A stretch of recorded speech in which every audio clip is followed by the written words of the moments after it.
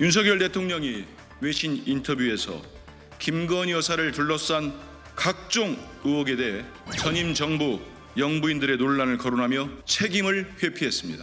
외신에 대고 김건희 여사 문제를 물타기 하려는 행태는 참으로 야비합니다. 네, 오늘 주목할 장면 세 가지를 뽑아봤습니다. 방금 보신 민주당 한민수 대변인, 대통령의 외신 인터뷰에 대해 불을 뿜었죠. 외신 기자가 김건희 여사 리스크에 대해 물었는데 대통령이 역대 정권 다 그랬다라고 하면서 김정숙, 권양숙 여사 사례를 들었기 때문이죠. 자, 두 번째 장면, 국민의힘 한동훈 대표가 민주당 정권 퇴진 집회에 대해 이렇게 말하는 장면입니다. 왜 이 아름다운 서울의 주말이 저런 판사 겁박 무력 시위로 인해서 차 막히고 짜증나는 상황이 반복돼야 합니까? 마지막 장면, 대통령실은 오늘 김건희 특검법에 대해 이렇게 말했습니다. 사법적 판단이 끝난 상황에서 가십성 신문 몇 장으로 젖은 장작에 불을 붙이려고 하면 불이 붙겠냐라고 말입니다. 이 세 장면들의 의미, 김 여사 의혹은 일단락하고 이재명 대표 선고에 초점을 맞추려는 여권의 시선 돌리기 아니냐는 분석이 나오고 있습니다. 네, 민주당과 시민단체 중심으로 집회가 열렸습니다. 민주당에서는 특검 추진을 촉구했고요. 또 시민단체는 윤 대통령의 퇴진을 요구하기도 했습니다. 추경호 원내대표는 민주당의 장애 집회 참석 규모가 일주일 전보다 줄었다고 주장을 했고요. 그리고 한동훈 대표는 앞서 들으신 대로 서울의 아름다운 저녁에 주말이 이렇게 차가 막히고 불편으로 바뀌었다라고 주장을 했습니다. 서영주 의원님, 네. 민주당 당원들도 외면하고 있다라는 취지의 여당의 입장 동의하세요? 동의 못하시겠죠? 동의할 수는 없죠. 하늘에서 항공사진으로 봤을 때는 크게 변하지 않았고요. 더 늘었으면 늘었다고 저는 보이는데 네. 저는 참 한동훈 대표와 추경호 원내대표를 보면서 집권여당의 지도부가 참 한가하고 한심하구나라고 생각이 들 수밖에 없습니다. 그러니까 이재명 대표에 대한 어떤 야당의 이 주도하는 집회를 폄훼하기 위해서 무슨 그 숫자 타령을 하면서 1,000명이 줄었네, 2,000명이 줄었네, 지난주보다 10,000명이 줄었네. 네. 이게 지금 중요합니까? 국민의 1,000명이든 국민의 5,000명이든 10,000명이든 지금 윤석열 정부의 무능한 이 절반을 더 기다릴 수 없겠다는 목소리가 있지 않습니까? 그 목소리에 주목해서 죄송하고 송구하고 이런 부분에 대해서 잘 받아들이겠다. 겸허하게 해도 부족할 판에 숫자가 줄었어요. 그러니까 이런 집회 여기에서 주장하는 바는 아무것도 아니에요. 예. 도대체 이게 정치하는 사람들의 자세입니까? 저는 그것부터 너무 한심합니다. 그래서 저는 한동훈 대표가 결국에는 윤석열 대통령의 기자회견은 중심적으로 본인의 배우자를 끝까지 보호하겠다는 참 어리석고 좀 부족한 모습을 보였으면 여당 대표로서 차별화를 할 망정인데 이번에 꼬리를 내는 게 조금은 부끄러웠는지 결국에는 야당 대표의 날을 세우기 위해서 저 같은 발언을 하셨는데요. 집권여당 지도부 정신 차렸으면 좋겠습니다. 네. 민생이 그렇게 한가롭고 한심한 대처로 되지 않는다. 네. 그리고 5,000명이든 10,000명이든 국민들이 이 저녁에 아까운 시간을 내서 당신들에게 신호등을 켤 때 그 부분에 대해서 겸허한 자세를 가지기를 정말 좀 조언을 드립니다. 네. 자, 대통령실에서 나온 입장을 제가 정리를 먼저 해드리고 질문을 드리겠습니다. 이번 일은 박근혜 정부 최순실 사태와는 전혀 다르다. 집회는 국민 호응을 얻기 어려울 것이다. 이런 대통령실 고위 관계자의 입장이 나왔고요. 하나 더 있습니다. 이미 김건희 여사와 관련된 부분은 사법적 판단이 끝난 상황이다. 가십성 신문 몇 장으로 젖은 장작에 불이 붙겠나라는 입장도 함께 밝혔습니다. 그러니까 요약하면 박근혜 정부 말기에 최순실 국정농단 사태와는 전혀 다르고 이미 사법적 판단이 김건희 여사는 끝났고 가십성 신문으로 그러니까 일부에서 이런 가십성으로 떠드는 그런 의혹 때문에 국민들이 촛불을 들고 나가겠느냐 이렇게 대통령실은 받아들이고 있는 거거든요. 어떤 판단 때문입니까? 네, 지난 2일 날부터 이재명 대표가 직접 거리 유세에 합류를 했습니다. 그때 경찰 추사 17,000명이라고 그랬었거든요. 예. 그때 며칠 뒤입니다. 바로 그러고 나서 며칠 뒤에 북한의 조선노동신문이 이런 보도를 합니다. 윤석열 괴뢰 패당에 쌓인 원안이 폭발했다라고 조선노동신문이죠. 네, 거기서 예, 민주당의 북한의 노동신문이죠. 그렇죠. 북한 노동신문이 민주당의 거리 시위를 응원하는, 지지하는 그런 내용의 보도를 냈습니다. 예. 그리고 며칠 전이죠. 지난주죠. 9일날에 대해서는 15,000명이 오히려 2,000명 줄었습니다. 근데 이번에는 누구랑 같이 했냐면 민노총이랑 함께 했습니다. 근데 민노총이 어떤 단체냐면 바로 며칠 전이죠. 신문에도 크게 보도됐습니다만 민노총의 간부 3명이 간첩 혐의를 받았습니다.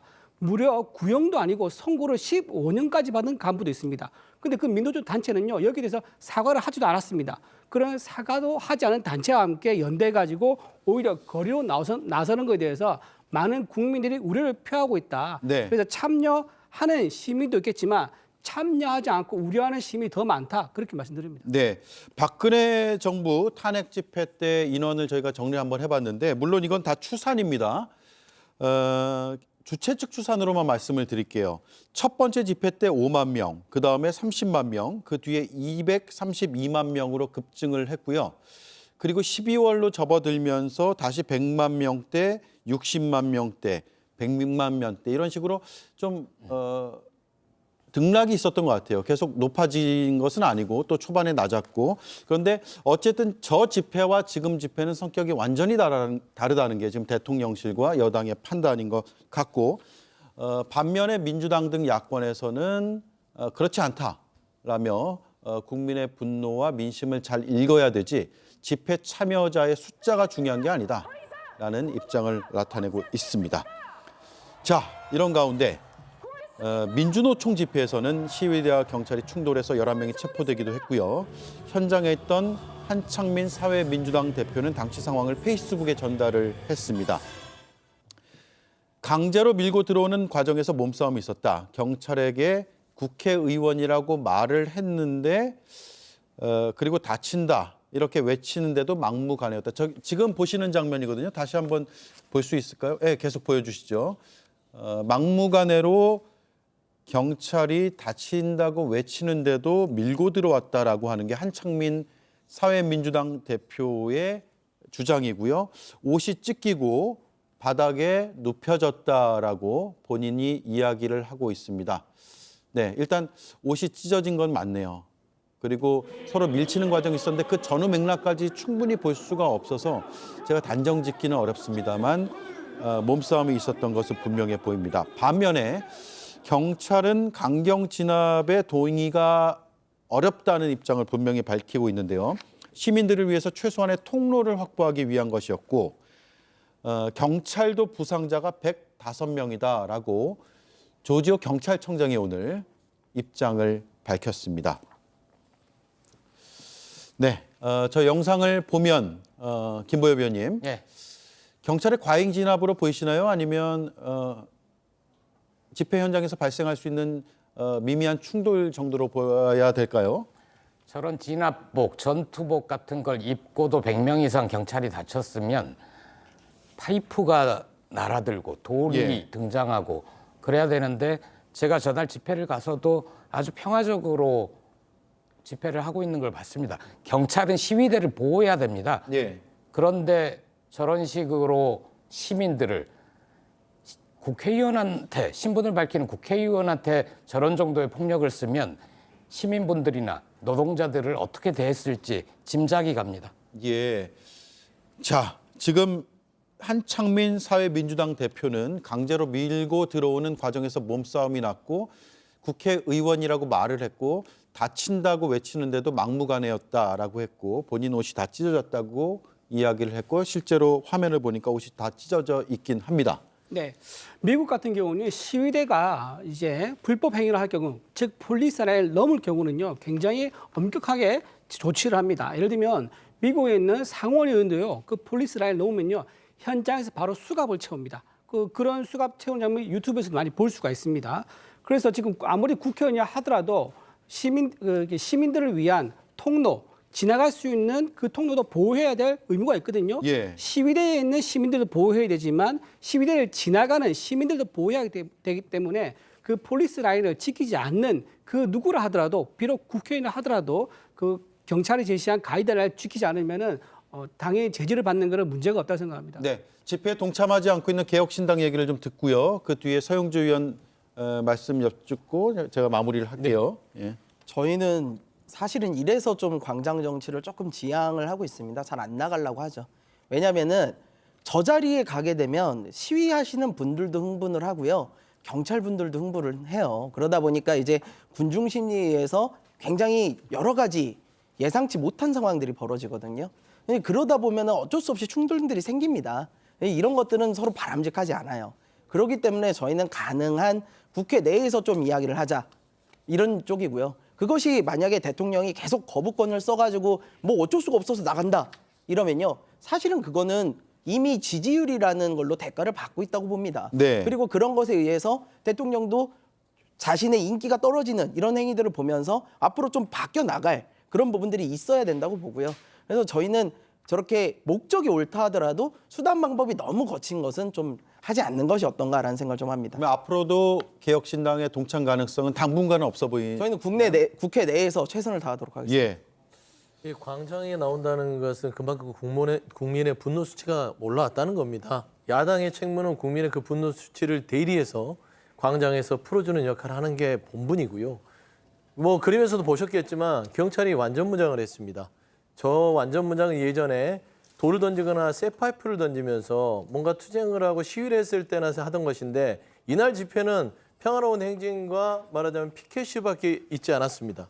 그럼에도 불구하고 경찰들이 무장을 하고 억압을 하는 분위기를 만들었다는 거는 말씀 그대로 자극을 한 것이죠. 예. 자극을 하게 되면 이 군중과 시위대는 또 거기에 대해서 흥분할 수밖에 없는 것입니다. 저는 이 윤석열 정부와 이 경찰 자체가 이 시위 자체를 뭔가 불법 시위로 규정짓기 위해서 도발을 한 것이다. 앞으로는 이런 부분에 대해서 경찰청장이 책임질 부분이 분명히 있다고 말씀드립니다. 네. 제가 여야 대표의 오늘 발언을 끝으로 마무리를 하겠습니다. 한동훈 국민의힘 대표는 민주노총 촛불행동, 민주당이 원팀이 됐다. 판사 겁박 무력 시위에서 폭력이 발생했다. 정치가 아닌 범죄다라고 주장을 했고요.